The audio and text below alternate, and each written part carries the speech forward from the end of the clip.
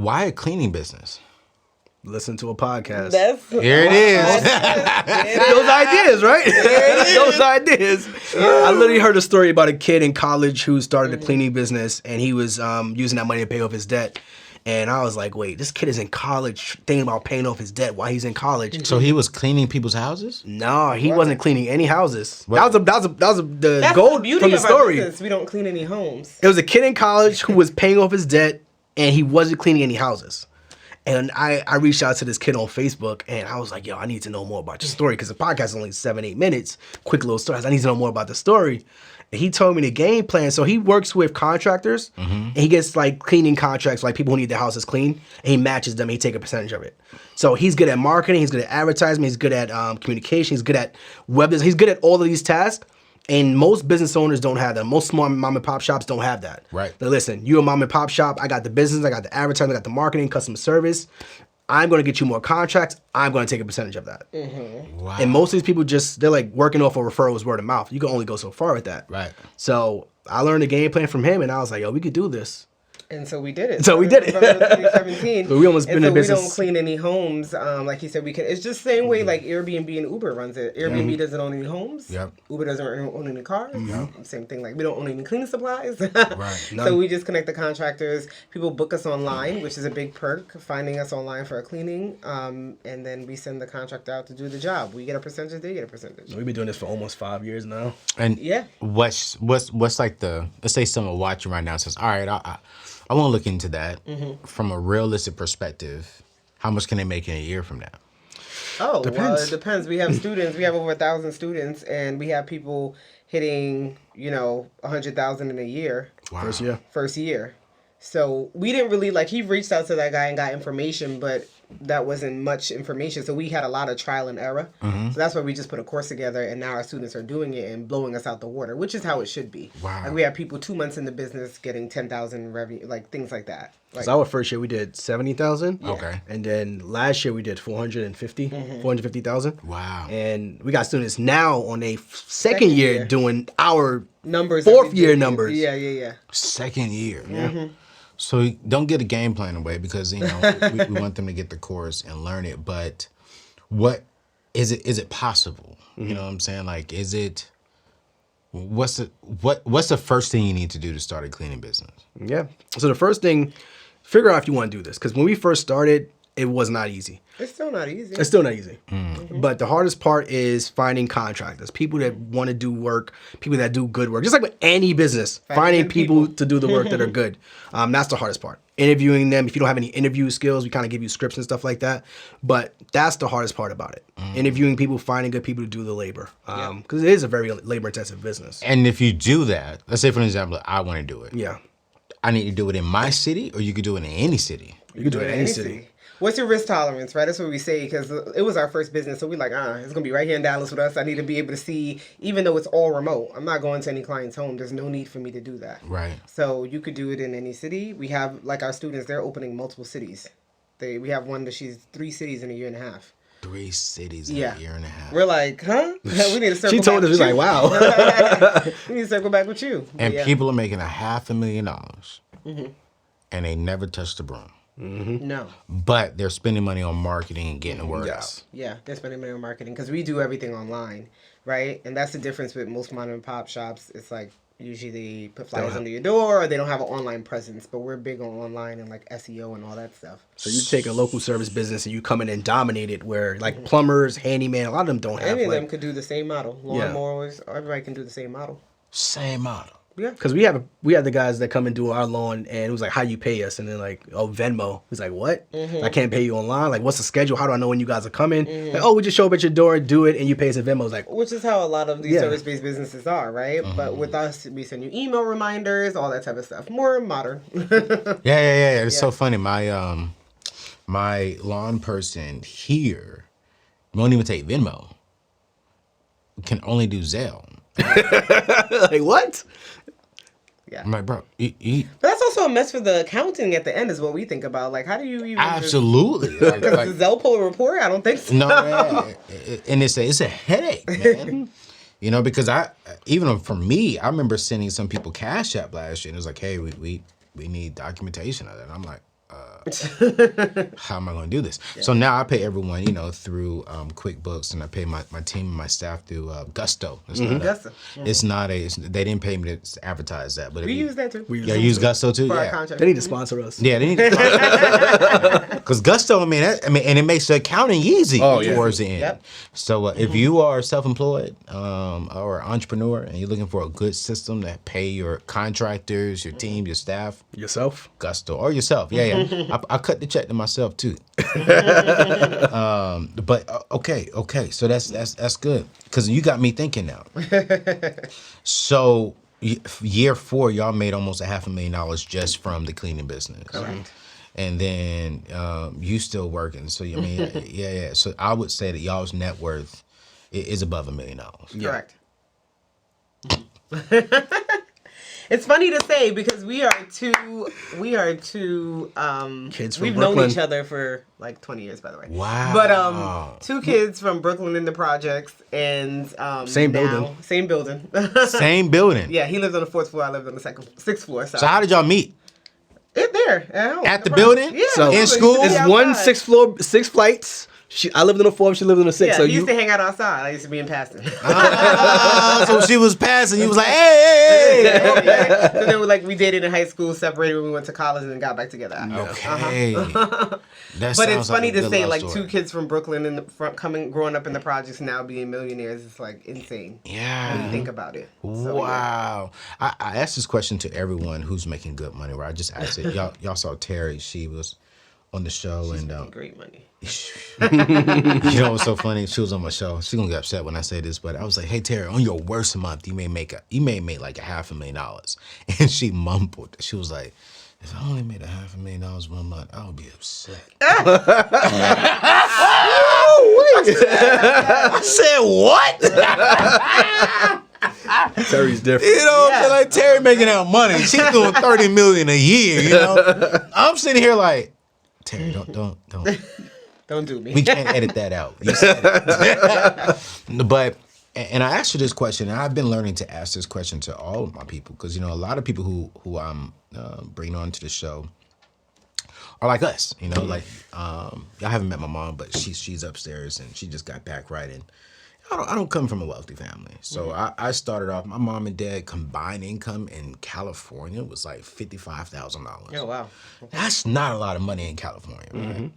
And so coming from that to where I'm at now, man, I feel the weight on me when I do see what I'm blessed to bring in on a monthly basis. And I'm curious with you all, being millionaires, bringing in 6 figures on a monthly basis with y'all business. How do y'all feel? How does the responsibility make you feel knowing that you all have good income as a Black couple? So I think it's different for both of us because, like, my mother, she's a teacher. Been doing it like 29 years in New York. Okay. So she has a pretty good income, pension.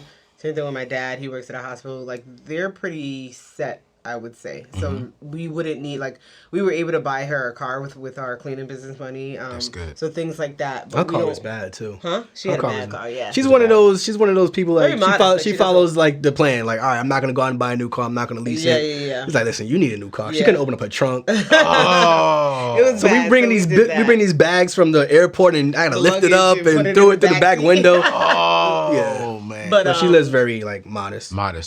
So I don't feel the weight necessary to like give them anything yet. Like it's like I want to give, not that they necessarily need it. But so we do a lot of like our family is like pretty decent. They'll come to us when needed, but we do a lot of things like outside the house. Like we just had a terrible storm in Dallas last year, and we donated a lot of like hotel rooms and food and clothes and stuff like that. Like we're quick to like, all right, how can we help somebody else? Yeah. So that's kind of the things that we do. Our family, if they come to us when they need it, friends if they need it. Yeah. We were able to help one of her family members kind of get somebody to go to school and stuff like that. But those are things we try to do. Yeah. And still tithing and all that type of stuff. So That's tithing. That's good. Are y'all Christians? yeah. Oh, I love it. It's funny, during this journey, I actually became I became a Catholic. Catholic during the debt-free journey. Are you serious? Yeah. That was a big part I of was it born too. and raised in a Catholic church. We got married there, but he wasn't necessarily Catholic at all. So That is so good. I'm curious, do all millionaires ball out? Do they just live in mansions and drive Lamborghinis and Bugattis? Absolutely not. I thought so growing up. Well, that's what we. I feel like back in the day, it's different now. Yeah, but back in the day, that's what luxury was, like cars, nice cars. That's what you knew, at least in the hood. Yeah.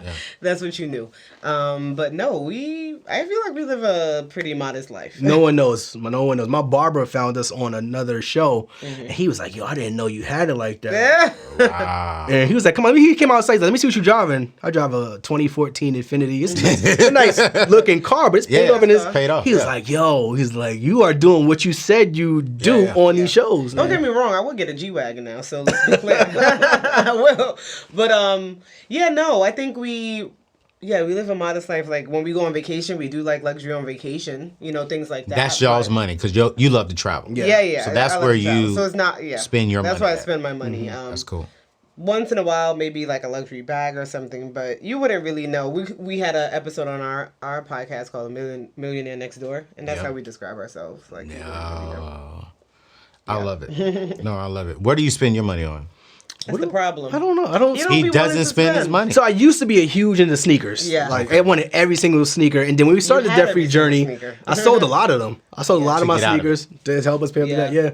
And And you never got back Never into never it. got back into it. I realized I didn't need it. The habit wasn't. I thought I wanted to keep up with people buying these sneakers. Like, I got the most exclusive thing, but it was nothing. And Once I every sold time it, we hit a milestone, we say we're gonna do something. He doesn't do it. That's the Yeah. issue. We paid off debt. I was we supposed to said we'll buy something. I was supposed to buy a road bike, like And- a $1,000 road bike. Yeah, he didn't do it. And you didn't do it. I had like that Louis Vuitton tote that I have with me. I had bought that, right? And then last year we said when we hit 100K a month, if we do 100K in a month, we'll buy something. He didn't do it. I went ahead. I got my love bracelet. I spent. So you're the spender, you're the saver. Yeah. But it's not. But the thing is, like, we do like milestones more. Yeah. It's very rare that we're just like, let's go shopping today, unless we're going for like preparing for vacation or something. But other than that, we don't really like shop for clothes or anything. But yeah, he doesn't spend, and that's the issue. I always tell him, spend it. He's looking at this Rolex for a year. I'm like, I don't know why you didn't buy it yet. Stop talking to me about it. My Apple Watch is perfectly fine. Tells me the date, time, calories. But it's an asset too, right? Hey, man. So A Rolex is when you got the money to buy it with no debt. right. You know? And that's Right, another but- thing too, is like we that's a personal, like a mental thing that I'm a mental roadblock. I come from not having money. So when you get it, you wanna have it, you wanna invest it, you wanna grow it because you never know what may happen. But she's like, nothing's gonna happen. We have we're emergency set. funds, we have We're savings, triple we're set. good. Emergency fund for the business, emergency fund personally, Yeah. emergency, you know what I mean? 401ks, all So those y'all have stuff. all the savings put in place. Yeah. Every single So savings that's a personal mental block I'm working Yeah. on myself. Speaking about savings, I want y'all to check out Prize Pool. And it's so cool that they said that because they just reminded me. I was like, yo, that is important. I mean, I think one of the key things that we're seeing here is that once you build wealth, how you keep wealth is by saving and preparing for emergencies. And so I want you to check out Prize Pool. I want you to go to anthonyoneal.com/savings. That's anthonyoneal.com/savings. That's where I park my emergency fund. I suggest you park about 3 to 6 months. I actually park a whole year. I have a year's worth of my actual salary. That what I actually make throughout the company in a year. So that way, if something was to go bad with the company, I don't have to change my lifestyle like my sister. I can choose. I can keep my lifestyle, or I can turn that year actually a little bit longer and just go down to the bare necessities. But here's the thing. I have an option if that was to ever come. And here's the truth. I think, not even 52% of people in America have $1,000 in their savings account. Nearly 40% don't even have $400. But my tribe, we will have 3 to 6 months within our savings account once we get out of debt. All right, so once you go to Prize Pool, go to anthonyoneal.com/savings. Sign up. It's 100% free. You do not have to have a minimum. Get in there. And what I love about Prize Pool, they're going to give you tickets just for savings. So you put $500 in there, they're going to give you $500 tickets, and they're going to do a big, huge draw when you get to the end of the month. And you never know, you may win $10,000, but throughout the whole month, you may win $500 here, $1,000 there. I've actually already won about, I think like $100. It's not a lot. I ain't gonna lie to you. But the fact that they paid me $100 and they're giving me a high interest rate on my emergency funds, and it's FDIC insured and it's free, I like it. Check them out. Go to anthonyoneal.com/savings, and I'll drop their information in today's show notes. So I'm hearing this amazing story, right? And I'm loving it, right? I'm loving the cleaning business idea, and I'm definitely going to drop y'all's link into the show notes for people to do it. Because it's brilliant. I'm curious, is there a large upfront cost to get this thing started, the cleaning business? So we say about $1,500. $1,500 to get it started. And that's including like getting your LLC, being Okay. able to market and everything. So it's really a low cost startup business. Low cost startup. Now, in your course, do you teach people how to get good contractors? Yeah, Yes. we don't just teach the what. We don't tell you what to do. We teach you how to do it. Okay. So how to find a contractor, how to post, where you're posting at, like all of that stuff. The It's website, not just the how what, you it's the build how. the website, everything like that. The systems we use, everything is in the Everything's in there. Okay. And the only reason we had the upfront $1,500 is because we paid $900 for a lawyer to look over Review a the contract. that we include in the course. Yeah. So remember when we said going back to that security, she wants to know like what's the game plan? Yeah. She's like, all right, if we're doing this, we're gonna have contractors. I want a lawyer to review these contracts that we're gonna have with them. And Yeah, I 'cause was they gotta like, sign all it. right, lawyer charges $900 and we include that in the course for free. Yeah. Wow, that's in the course for free. Yeah. Okay. I may be taking the course. But that's what she required to be comfortable. I was like, all right, cool. I could do No, that. but that's real. You know what I'm saying? I mean, you want to have contractors. And so you all have a contract with your contractors. That they have to sign. And do they work for you all, or is it like a partnership? Like a partnership. yeah. Partnership. Yeah, but the contract just, goes over like you not poaching our clients and different things like that. Do they? Do you think they really do that? It think has people do happened. that, Yeah. Definitely. Yeah. Because I mean, I remember one time I went somewhere. It happened here. I went to a company to hire a handyman. The handyman comes. I was like, hey man, I'm gonna give you my card. Yeah. I can beat the rate. Call me directly. How do you take care of people to make sure that they don't do that to you all? They get paid pretty well, first of all. They get paid like $35 an hour or more. Wow. Yeah. They get paid pretty well. And then most of them have been with us for like 4 years, just building a relationship. And I think just treating them like humans. I mean, because the cleaning business, people look down on people that do that.